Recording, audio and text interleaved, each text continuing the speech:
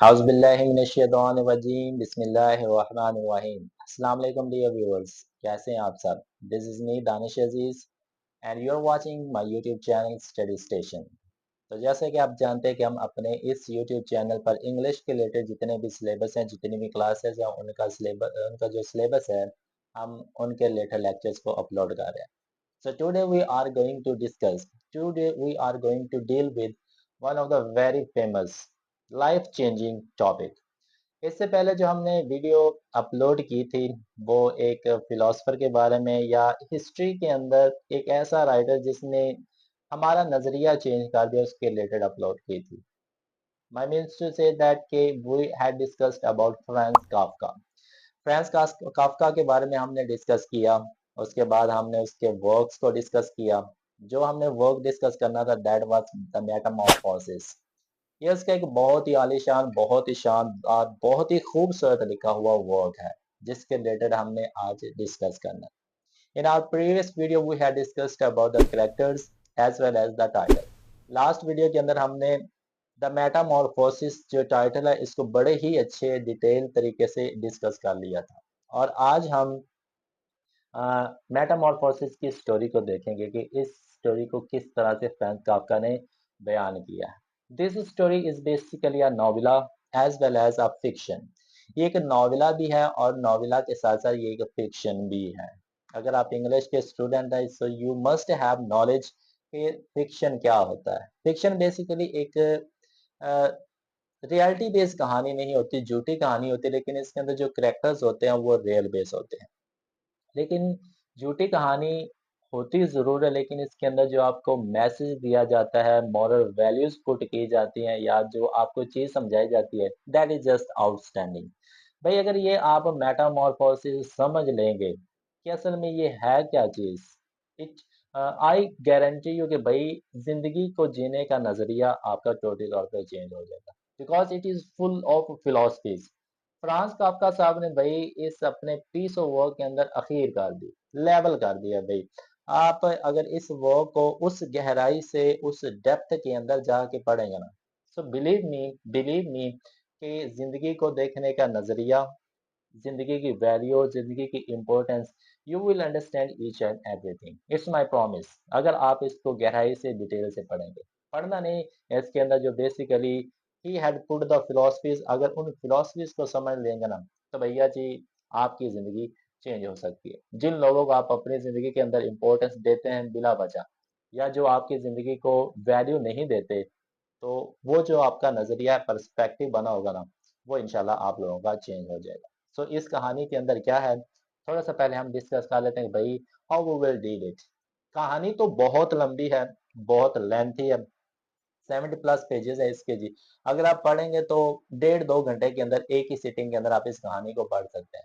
लेकिन कहानी को पढ़ने की जरूरत नहीं है, क्योंकि इसके अंदर जो चीजें बताई गई हैं वो एग्जेजरेट करके बताई गई हैं।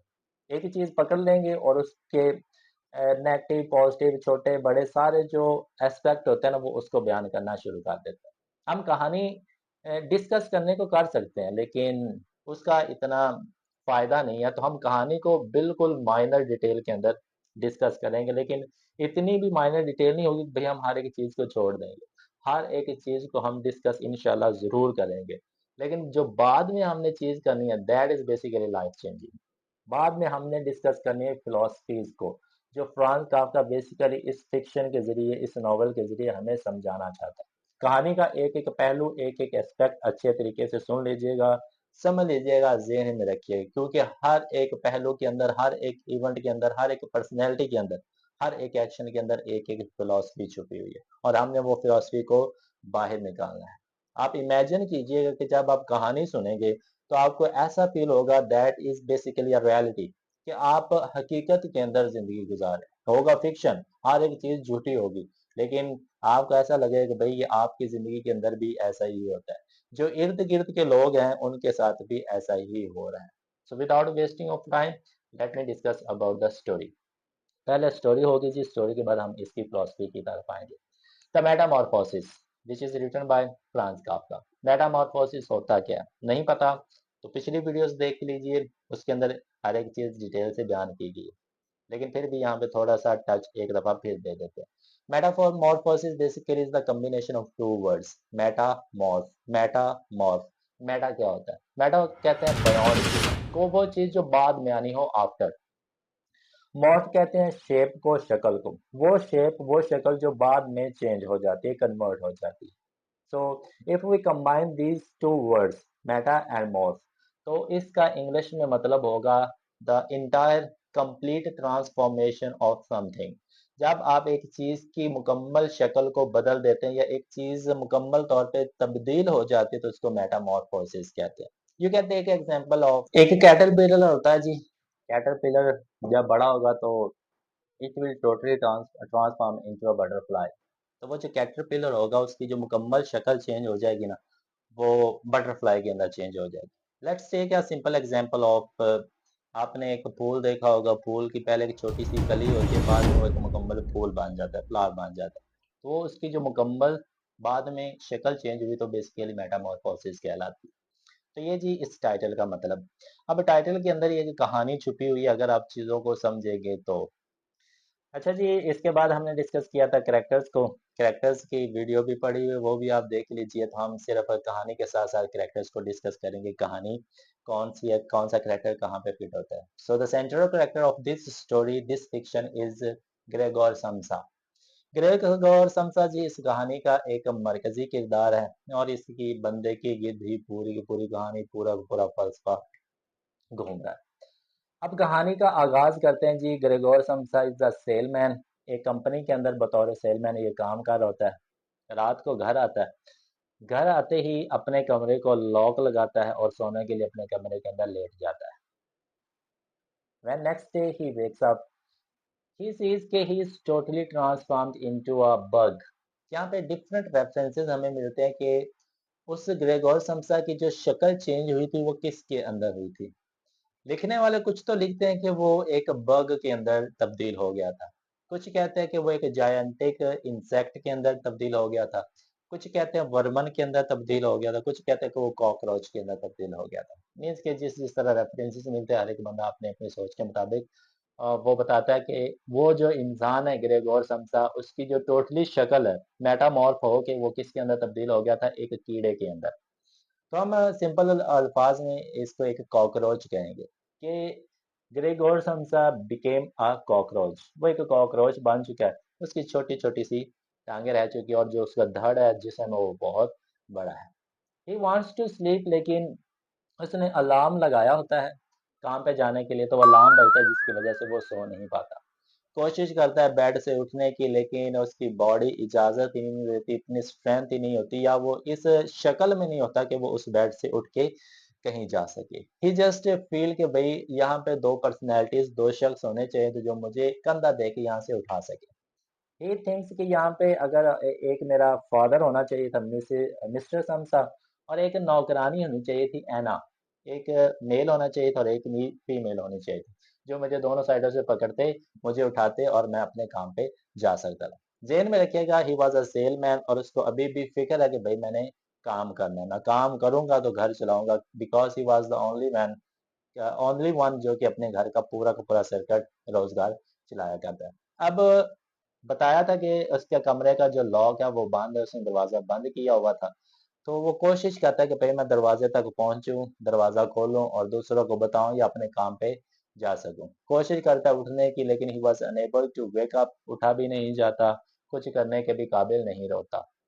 अलार्म बजता है, 1 घंटा गुज़रता है, 2 घंटे गुज़रते हैं। घर वाले परेशान हो जाते हैं कि भई पहले तो ये काम पे जाने के लिए रेडी हो जाता था खुद ही, आज अभी तक नहीं आया। तो एक एक करके घर के जो मेंबर्स हैं ना वो आना शुरू हो जाते हैं।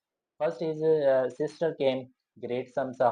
फिर इसकी मदर आती है, मिसेस समसा, और फिर इसका फादर मिस्टर समसा। दरवाजे के ऊपर एक एक करके आना शुरू हो जाते हैं। ये तो टोटली तौर पे ट्रांसफॉर्म हो चुका है। इसको अपनी बोली समझ में आ जाती है, बोलने की कोशिश भी करता है, लेकिन the people who were outside they were unable to understand कि भाई अंदर क्या चीज़ हो रही है। लेकिन वो फ़िक्रमंद हो जाते हैं, भाई एक ही बंदा है हमारे घर में कमाने वाला। तो अगर उसको कुछ होगा तो ज़ाहिर-सी बात है फैमिली वैसे भी परेशान हो जाती है।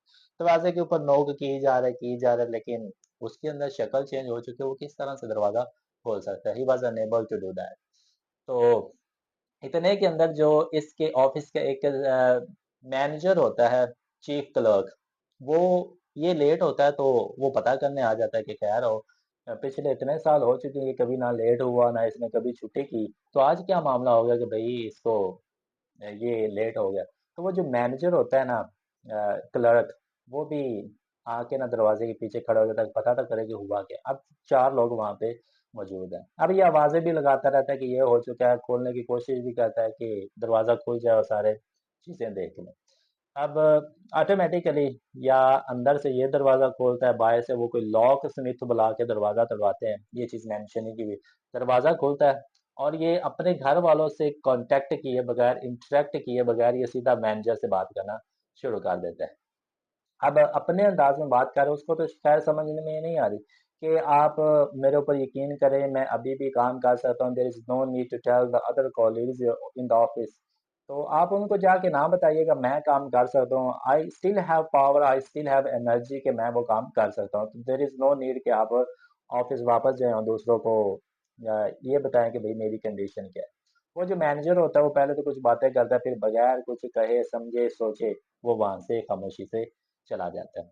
फैमिली वाले जब इसकी कंडीशन देखते हैं, दे वर इन शॉक, बड़े ही हैरान होते हैं, इतने हैरान होते हैं कि इसका जो फादर होता है ना, मिस्टर सामसा, वो अपनी टांग की मदद से ना इसको एक हिट करता है और वापस कमरे में भेज देता है कि भाई ये हमारे सामने क्या चीज आ चुकी है, और दरवाजा बंद कर देते हैं।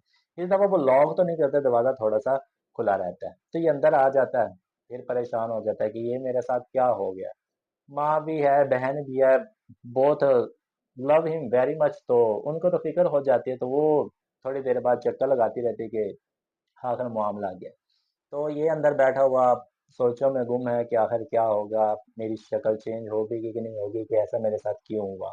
और अपनी जिस्म के बारे में जो उसने जिंदगी पास्ट में गुजारी, जो पिक्चर्स इसके कमरे के अंदर लगी हुई हैं, उन सबको ना देख के ना अपना जो नॉस्टैल्जिया कर रहा है, पीछे यादों के अंदर घूम रहा है। इनके घर की जो नौकरानी होती है ना, ऐना, वो मिर्ची लगाने के काम करती है। कहती है कि ये इसने जो शक्ल इख्तियार कर ली, ये तो बड़ा ही गंदा सा है। अब इसको खाना कौन देगा, इसको पीना कौन देगा, इस कमरे की सफाई कौन करेगा। तो ये तो साफ तौर पे इनकार कर देते कि भाई मैं तो ऐसा नहीं करूंगी, ना तो मैंने इसके लिए कुछ बनाना है, ना मैंने इसके कमरे की सफाई करनी है। तो वो इवन के उस जॉब को छोड़ के ना वो चली जाती है। तो उसकी जगह पे इसकी जो छोटी बहन होती है ना, 17 ईयर्स ओल्ड, ग्रीड समसा, वो रिस्पॉन्सिबिलिटी लेती है, छोटी बहन, कि अपने भाई का ख्याल भी मैं रखूंगी, खाना भी मैं पकाऊंगी, ईच एंड एवरीथिंग जो भी भाई का होता है ना वो मैं ही किया करूंगी। और दूसरे काम करने के लिए they hire a new servant, जिसका नाम चार वुमन होता है। वो बूढ़ी होती है, हाउस वाइफ होती है, सॉरी क्या कहते हैं कि मैरिड होती है, और इनके घर काम करने के लिए आ जाती है, छोटे मोटे वो काम करती ही रहती है। लेकिन अपने भाई को जो फीड करना होती है वो बहन ही करती है। एक दिन बहन अपने भाई के लिए उसका फेवरेट दूध और उसके साथ एक केक लेके आती है, या क्या होता है बटर टाइप इस तरह की चीजें, ब्रेड लेके आती है कि ये मेरे भाई की पसंदीदा चीजें तो शायद वो खा ले। वो रख के जाती है, अगले दिन आती है तो वो सारी चीजें वैसे की वैसी ही पड़ी होती है। तो उसको पता चल जाता है कि भाई he is no longer my brother, he is totally transformed. तो वो गले सड़ी जो चीजें होती है ना, रोटन फूड्स कह लें, वो ना ला के इसके सामने रख देते, तो वो ना जल्दी से खा जाता है, क्योंकि वो टोटली तौर पे चेंज हो चुका है। अब एक हफ्ता गुजर गया, एक महीना गुजर गया, 2 महीने गुजर गए, जो इसकी मदर ने मिसेज समझा, वो कहते कि अभी तो ये कीड़ा बांध चुका है, तो इसके घर का जो फर्नीचर है क्यों ना हम उसको उठा दें, तो ये आराम से अपने कमरे के अंदर क्रॉल कर सकता है, रेंग सकता है, जहाँ ऊपर जाए नीचे जाए दीवारों के साथ जाए, इसको कम से कम फ्रीडम तो होगी ना, खुल्लम खुल्ला अपने कमरे के अंदर भाग दौड़ सकता है। तो उसके कमरे की जो एक एक चीज होती है ना वो बाहर निकालना शुरू कर देते हैं, बेड बाहर निकाल दिया, चेयर्स बाहर निकाल दी, जो भी कुछ सोफा काउच वगैरह ईटीसी पड़ा होता है ना, वो हर एक चीज बाहर निकालना शुरू कर देते हैं, मीन्स के वो सारा का सारा कमरा खाली कर देते हैं। अब बाहर ही ये सोचते रहते हैं कि अब क्या करेंगे, इसका फादर, अब वो उसको भी दोबारा काम करना पड़ गया, इसके जगह पे वो जॉब करना शुरू हो गया, जो क्लॉथिंग वगैरह ड्रेसिंग वगैरह करता था वो अपने बेटे की पहन के ना वहां से चला जाता था। लेकिन घर में के अंदर कोई भी खुश नहीं था। बहन थी तो उसके दिल में भी अब अजीब अजीब से ख्यालात आना शुरू हो गए कि अगर मैं रोजाना ही इसको खाना खिलाते रही, इसके पास जाती रही, तो हो सकता है कि एक दिन मेरी भी शक्ल चेंज हो जाए। माँ थी, थोड़ा बहुत रहम आ जाता था, कभी कभार चली जाती थी, कभी उससे कमरे की सफाई करने चलेगी, कभी क्या करने चलेगी। तो बहन को एक दिन गुस्सा आ गया जी कि मैंने अपने भाई की रिस्पॉन्सिबिलिटी दी हुई है, मैंने उसकी ज़िम्मेदारी ली, तो हू आर यू कि भई आप उसके कमरे में जाएँ और ये सब करें। अब से आप ही किया करेंगे, मैंने इसका कुछ भी नहीं करना। तो बहन वहाँ से गुस्सा हो जाती है। तो इनके घर की कंडीशन इसी तरह से बहुत खराब होना शुरू हो जाती है, आए दिन बिगड़ना शुरू हो जाती है, इतनी कि इनके पास खाने के लिए भी कुछ चीज़ मौजूद नहीं होती। तो इनके पास एक ही रास्ता होता है कि ये ना कुछ किराएदारों को अपने घर के इसके कमरे के अंदर रहने के लिए परमिशन दे देते हैं या अलाउ कर देते हैं। देवर थ्री लॉजर्स, उनको ना थ्री लॉजर्स के नाम से जाना जाता है जो किराएदार होते हैं। तो किसी के कमरे में आ जाते हैं जहाँ से सामान उन्होंने उठाया होता है वहां पर रहना शुरू कर देते हैं। तो इसकी जो बहन होती है ना, ग्रिगोर समसा की, ग्रेट समझा। ये उनको खुश करने के लिए और उनकी अटेंशन डाइवर्ट करने के लिए ना उनके लिए ना वायोलिन बजाया करती थी। वो वायोलिन जो अपने भाई के लिए कभी बजाया करती थी, अब स्ट्रेंजर्स के लिए बजा रही है, ताकि उनका ध्यान इस कॉकरोच पे ना जाए, इस बग पे ना जाए या इस वर्मन पे ना जाए कि वो घर छोड़ के चले जाए। क्या जी वक़्त गुज़रता गया, उन किराएदारों को भी पता चल गया भई इस कमरे के अंदर तो ये चीज़ रहती है, तो वो ना घर छोड़ के चले जाते हैं। जैसे घर छोड़ के चले जाते हैं, अब इसकी बहन को बड़ा ज़्यादा ना दुःख होता है कि इस तरह को तो काम नहीं ना चलेगा। आई विश कि भई अब तो हमारी इस चीज़ से जान ही छूट जाए। तो ये बात ना वो सारी सुन रहा होता है, तो खामोशी से अपने कमरे के अंदर आता है। दुःख इतना होता है कि अल्टीमेटली उसकी ना मौत हो जाती है। ग्रेगोर समसा की इस कॉकरोच की मौत हो जाती है। जैसे ही खबर घर वालों को पता चलती है तो वो ना रोना शुरू कर देते। लेकिन याद रखिएगा कि यहाँ पे वो जो रोते हैं ना, वो उदासी के आंसू नहीं होते, वो गम के आंसू नहीं होते। यहाँ पे जो आंसू होते हैं ना बेसिकली खुशी के आंसू होते हैं, कम से कम हमारी इस चीज से जान तो छूटी। तो ये है जी आपकी स्टोरी, शॉर्ट सी स्टोरी है, डिटेल के अंदर नहीं गए लेकिन हर एक पहलू को डिस्कस किया है जो कि इस स्टोरी का हिस्सा थी। बेसिकली हमने स्टोरी सिर्फ एज ए टूल यूज की है। हमने जो चीज़ आपको समझानी है बेसिकली इस नॉवेला की, इस फिक्शन की फिलोसफीज समझानी है। होपफुली आपको स्टोरी समझ में आ गई होगी। So without wasting of time, let me take you to the philosophies. Philosophies की तरफ जाते हैं जी। भाई हमें समझाने की क्या कोशिश की गई है, कौन सा सोसाइटी का अक्स हमारे सामने रखने की कोशिश की गई है, किस चीज की वैल्यू हमें समझाने की कोशिश की गई है, वो हम समझते हैं जी आपकी फिलोसफीज के अंदर। फिलोसफी को समझने से पहले फिलोसफी का पता होना चाहिए कि क्या होती है। जिंदगी जीने का जो तरीका होती है, हकीकत होती है, इल्म, दुनिया, इंसान, हर एक चीज, सोच समझ, इन चीजों के बारे में जब हम गहराई से मुताला करते हैं, गहराई से इन चीजों को पढ़ते हैं, दैट बिकम्स अ फिलोसफी। तो वो एक फलसफा बनता जाता है, वो एक फिलोसफी बनती है। कहानी आपने सुन ली, अब हमने गहराई के अंदर चले जाना।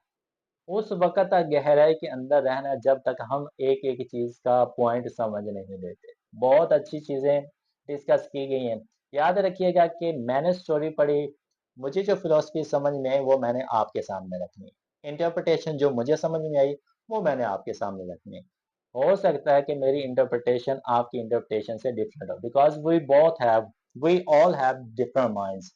मेरा चीज़ को देखने का नज़रिया और होगा, आपका चीज़ को देखने का नज़रिया और होगा। अगर आपको इंटरप्रिटेशन उस चीज़ की डिफरेंट नज़र आती है तो कमेंट्स सेक्शन के अंदर मुझे लाज़मी बताइएगा कि सर कि इसकी जो इंटरप्रिटेशन बनती है फिलॉसफी की, वो ये बनती है। I will just wait and I will appreciate your replies, your suggestions. चलें जी, बात करते हैं हम फिलॉसफीज की। फिलॉसफीज ये नहीं कि मैं आपको कोई टर्म बताऊंगा या कुछ बताऊंगा, सिर्फ एक पॉइंट इवेंट बताऊंगा जो स्टोरी के अंदर हुआ है और इसका हम हिडन मीनिंग निकालेंगे, भाई यहाँ पे हिडन मीनिंग क्या दिया गया है। सो स्टोरी का जो आगाज होता है वो बंद कमरे से होता है। अब यहाँ पे फिलॉसफी ये निकलती है कि भाई घर आपका अपना हो, घर भी हो, घर वाले भी अपने हो, कमरा भी आपका अपना हो। So what is the need to lock that room? उस कमरे को ताला लगाने की, लॉक लगाने की जरूरत क्या होती है? So this is the first philosophy. इस फिलॉसफी का हिडन मीनिंग हमने ये निकालना है कि भाई जब आप एक चीज को लॉक लगा देते हैं तो आप उस चीज की सरहद बना लेते हैं, आप उस चीज की बाउंड्री लगा देते हैं कि भाई आप इस बाउंड्री के अंदर मेरी इजाजत के बगैर कोई भी दाखिल नहीं होगा। इसके अंदर अगर फ्रीडम है तो वो सिर्फ मुझे है, आज़ादी है तो मुझे है, मैं इस जगह का मालिक हूँ, I am the owner of this place, nobody can enter in to that place without my permission. कोई भी बंदा मेरी इस दुनिया के अंदर दाखिल नहीं हो सकता। तो आस पास देखेंगे तो कुछ लोग भी आपको इसी तरह के अंदर आएंगे, नजर आएंगे, जिन्होंने अपनी जिंदगी के अंदर लिमिटेशंस बनाई होती हैं। वो तन्हाई को पसंद करते हैं, जिस तरह गिरफ्त गौर समसा तन्हाई को पसंद करता था। इसी तरह सोसाइटी के अंदर आप लोगों को भी कुछ ऐसे चेहरे ज़रूर नज़र आएँगे। So this is the first philosophy, first interpretation of first philosophy. दूसरी फिलॉसफी आपको बताया कि वो टोटल तौर पे ट्रांसफॉर्म हो चुका था। Human into Varman, human into cockroach. एक इंसान एक कीड़े की शक्ल इख्तियार कर चुका था। आप सोसाइटी के अंदर देखेंगे तो आपको बहुत से ऐसे चेहरे ज़रूर नज़र आएँगे। देखने में तो वो इंसान है लेकिन उनके अंदर जो हरकतें पाई जाएँगी, उनकी जो एक्शंस होंगे, उनका जो एटीट्यूड होगा वो किसी भी जानवर या किसी भी कीड़े-मकोड़े से कम नहीं होगा। आगे आ जाता है जी, उस कीड़े का जो धड़ था वो तो काफी बड़ा नजर आ रहा था लेकिन उसकी जो लेग्स तो बिल्कुल टाइनी टाइप छोटी छोटी नजर आ रही थी। तो जिंदगी के अंदर कुछ ऐसी चीजें भी होती हैं जो कि माइनर होती हैं लेकिन वो आपकी जिंदगी के अंदर अहम किरदार अदा कर रही होती हैं। उसकी टांगे ना होती तो शायद वो नीचे ना उतर सकता और दरवाजे तक ना जा सकता। तो जिंदगी के अंदर इंपॉर्टेंस बड़ी चीजों की भी होती है और छोटी चीजों की होती है, लेकिन सिचुएशन के हिसाब से, हालात के हिसाब से ना वो वेरी करती रहती है। ठीक है जी। नेक्स्ट चीज़ जो हमारे पास आती है वो आती है, बाहर जो खड़े लोग हैं उनकी इम्पोर्टेंस क्या है। अब इस बंदे की जो फ़िक्र थी वो सिर्फ़ एक ही बंदे की फ़िक्र थी, अपने बॉस की, और इसको किसी भी बंदे की फ़िक्र नहीं थी कि अगर मैं लेट हो गया मेरा बॉस क्या कहेगा। उसने मेरी इस कंडीशन को देख लिया तो वो क्या रिएक्ट करेगा। जब दरवाज़ा खुलता है वो अपने घर वालों से आँख नहीं मिलाता, सीधा बात करता है अपने बॉस से। What is the philosophy behind it? क्या इंटरप्रेट करेंगे आप लोग? यही करेंगे ना भाई, जो अथॉरिटी है वो जहाँ पे आप काम कर रहे हो नहीं किया। ब्यूरोक्रेटिक सिस्टम कह लें, ब्यूरोक्रेटिक सिस्टम कह लें, ब्यूरोक्रेटिक सिस्टम कह लें कि भाई जिसके पास पावर है आप सिर्फ उसी की फिक्र करते हैं। 5 मिनट लेट होंगे बॉस आपकी सैलरी डिडक्ट कर लेगा। 5 मिनट लेट करेंगे तो बॉस आपको बुरा भला कहेगा। तो आपके जहन के अंदर सिर्फ यही चीजें चलती रहती हैं। हाँ, आप अपने जहाँ पे जॉब्स करते हैं या जिस एरिया के अंदर काम करते हैं, आपके ज़हन के अंदर भी एक डर होता है कि भई अगर मैं टाइम पे ना गया तो ये चीज़ें ये काम मेरे साथ हो सकते हैं। दूसरी चीज़ हमारे पास आ जाता है father. Father is basically representative of the manager. अब मैनेजर तो वहाँ से चला जाता है विदाउट सेइंग एनीथिंग, लेकिन फादर देख लीजिए क्या करता है, अपना ही खून होता है, अपना ही बंदा होता है, वो तो उसको टाँग मार के अंदर भेज देता है। कि भाई you have change your shape, आपने अपने हुलिया चेंज कर लिया, आप हमारी एक्सपेक्टेशन पे पूरा नहीं उतर रहे, so you know longer exist between us, तो आप हमारी फैमिली का हिस्सा ही नहीं है। कुछ ऐसे ही नजरिए, कुछ ऐसी चीजें आपको अपनी फैमिली के अंदर भी नजर आएंगी कि अगर आपने अपने फैमिली से थोड़ा सा कट ऑफ किया, कट ऑफ करने का मतलब है अपना रवैया, अपना एटीट्यूड या अपनी सोच को चेंज किया, तो फैमिली का आपके साथ जो रिलेशन होगा, फैमिली का जो आपके साथ एटीट्यूड होगा, वो देखने वाला होगा। फॉर एग्जाम्पल आप फीमेल हैं, तो अगर आप घर पे काम नहीं करेंगे एक दिन, तो आपके घर वालों का रवैया आपके साथ चेंज हो जाएगा। आप अगर मेल हैं, आप उनके एक्सपेक्टेशन पे पूरा नहीं उतर रहे, घर ला के कुछ नहीं दे रहे, कुछ नहीं कमा रहे, तो फैमिली वालों का रिएक्ट आपके साथ टोटली तौर पे चेंज हो जाएगा। इसके बाद हमारे पास फिलॉसफीज आ जाती हैं सिस्टर्स की और मदर की। तो ये एक इंटरनल लव है, ये एक नेचुरल लव है जो आपके साथ वो कर रहे होते हैं। सिस्टर की जो हमारे पास फिलॉसफी ये है कि वो छोटी होती है इससे, लेकिन वक्त गुजरने के साथ ही गेट्स द अथॉरिटी कि भाई घर के अंदर अब जो अथॉरिटी होगी वो सिर्फ और सिर्फ मेरे पास होगी। 17 साल की छोटी सी बच्ची है, अब घर की अथॉरिटी या तो वालिद के हाथ में अच्छी लगती है या वालिदा के हाथ में अच्छी लगती है। इसके बाद अगर घर का कोई बड़ा मेंबर है तो उसके हाथ में अथॉरिटी अच्छी लगती है, लेकिन जब हर एक चीज का इनकार कर दिया जाता है, सो शी वांट्स कि तो जो अथॉरिटी मिलनी चाहिए वो मुझे ही मिलनी चाहिए। मुआशरे के अंदर देखेंगे तो कुछ लोग आपको ऐसे भी नजर आएंगे, कुछ छोटे बच्चे ऐसे भी नजर आएंगे कि जो खुद को ना बड़ापन करके दिखा रहे थे कि भाई हम ये कर सकते हैं, वो कर सकते हैं। अगली जो फिलोसफी हमने देखनी है जी वो देखनी है through the eyes of servant Anna. Anna नौकरानी है, लेकिन एटीट्यूड चेक करेंगे भाई, कंडीशन चेंज हो गया, I will not work for him, मैं इसके लिए काम ही नहीं करूंगी, मैं इसका ये नहीं करूंगी, वो नहीं करेंगे। और दूसरी चीज ये वो बरकरार भी रही होती है घर वालों कि आप इसके लिए काम करेंगे कि जिसकी शक्ल टोटली तौर पे चेंज हो चुकी है। बेसिकली ये जो एना है, ये वूमेन है, अगर इसकी फिलॉसफी देखेंगी, देखेंगे आप तो आपको अपने रिश्तेदार या हमसाए भी कुछ इसी तरह से नजर आएंगे कि जो आपकी लेग पुलिंग कर रहे होते हैं, आपकी बैक बाइटिंग कर रहे हैं कि भाई आपकी कंडीशन थोड़ी सी बदली, वो हर एक चीज आपसे छीनना शुरू कर देंगे, आपके खिलाफ बातें करना शुरू कर देंगे। इवन कि अगर आपके अपने ही आपके एंगेज हैं तो वो तो बहुत दूर की बात है, वो तो ज़ाहिरी तौर पे करेंगे ही करेंगे। सॉरी जी, यहाँ पे एक पॉइंट हमने मिस किया, फिलॉसफी मिस की। जब वो बेड पे पड़ा होता है, वो कोशिश करता है कि भाई उसको उठाने के लिए दो पर्सनैलिटीज की जरूरत है, एक फादर की और एक सर्वेंट की। एक साइड पे फादर हो, एक साइड पे सर्वेंट हो, एक साइड पे मेल हो, एक साइड पे फीमेल हो। यहाँ पे फिलॉसफी देखेंगे किस तरह की समझ में आएगी, कॉन्ट्राडिक्शन आपको यहाँ पे नजर आएगी एक चीज की, कि जो वो मदद चाहता है वो एक मेल से चाहता है, दूसरी फीमेल से चाहता है। एक ताकतवर बंदे से चाहता है और एक कमजोर बंदे से चाहता है। एक घर के लीडर से चाहता है और दूसरी घर की नौकरानी से चाहता है। तो यहाँ पे एक किस्म की इक्वालिटी दिखाएगी कि there is no leader, there is no servant, there is only there should be a balance, there should be equality, कि मुआशरे के अंदर आपको मदद की जरूरत किसी से भी पड़ सकती है। ये नहीं कि अथॉरिटी ही आपकी मदद करेगी। जो लेस अथॉरिटी पीपल हैं या जिनके पास ताकत कम है, वो भी आपकी मदद के काबिल होते हैं। इसके अलावा जी हमारे पास अगली फिलॉसफी आती है जी किराएदारों की, जो आते हैं और बहन उनके लिए वायलिन बजाना शुरू कर देती है। वो बहन जो कभी अपने भाई के लिए वायलिन बजाना शुरू करती थी, अब वो स्ट्रेंजर्स को खुश करने के लिए वायलिन बजाना चाहते हैं। सो what is the philosophy condition, अगर इस तरह की हो जाएंगी तो घर के जो दूसरे मेंबर्स हैं उनको एक अपना जो शक्ल है वो चेंज करनी पड़ सकती है, अपने व्यूज तब्दील करने पड़ सकते हैं। अगर घर के एक बंदा उनसे जुदा हो गया तो घर की कंडीशन का जो इफेक्ट पड़ेगा वो दूसरे के ऊपर भी पड़ेगा। लास्ट वन जी, हमारे पास जो अगर कुल मिला के अगर फिलोसफीज की बात करें तो हमारे पास ये है कि भाई जब तक आप काम कर रहे हैं, जब तक आप कमा रहे हैं, तब तक आपकी वैल्यू है। जब तक आप वर्क कर रहे हैं तब तक आपकी तो तब तक आपकी वर्थ है। जैसे ही आप काम करना छोड़ देंगे, पैसा कमाना छोड़ देंगे, रिज़्क कमाना छोड़ देंगे, तो सबसे पहले जो जुदा होंगे वो अपने ही होंगे। जिस तरह उसकी जो बिलोंगिंग्स होती है, कमरे का सामान होता है, उसकी माँ एक एक करके उठा देती है, क्योंकि आप कमा नहीं रहे, आप घर वालों को कुछ दे नहीं रहे, आप अपनों को कुछ दे नहीं रहे, तो जो आपकी चीजें वो भी आपसे छीन ली जाए।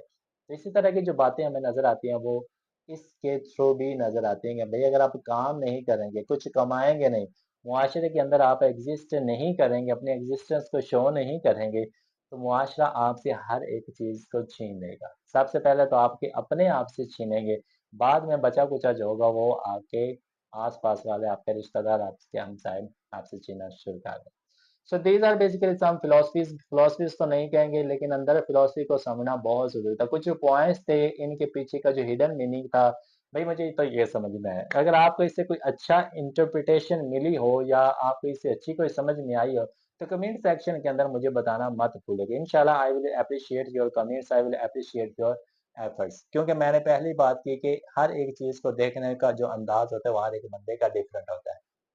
तो बेसिकली ये तो एक फिक्शन था, लेकिन रियलिटी के अंदर देखेंगे तो भैया जी अ, माशरे के अंदर बेसिकली ऐसा ही हो रहा होता है। पहले हालात कुछ और थे, इस दौर के अंदर हालात टोटली तौर पे चेंज हो चुके हैं। अगर आप काम नहीं करेंगे, अपने घर वालों की मदद नहीं करेंगे, घर वालों के लिए कुछ नहीं करेंगे, तो घर वाले भी आपको उसी तरीके से ट्रीट करेंगे। एक दिन खिलाएँगे, 2 दिन खिलाएँगे, हफ्ता खिलाएँगे, महीना खिलाएँगे। अल्टीमेटली जो आपके साथ प्यार करते हैं, जो आपकी अफेक्शन चाहते हैं, वो भी आहिस्ता-आहिस्ता यही दुआ करेंगे कि भई हम इनसे जुदा हो जाएँ। So try to be positive, try to do something different, try to do something for your families, try to do something for yourself. अपने लिए करें, अपने घर वालों के लिए करें और दूसरे के लिए अच्छे-अच्छे जो ख्याल आते हैं, अच्छी-अच्छी पॉजिटिव वाइब्स हैं वो अपने ज़हन के अंदर रखें। Thank you so much, have a nice day to all of you.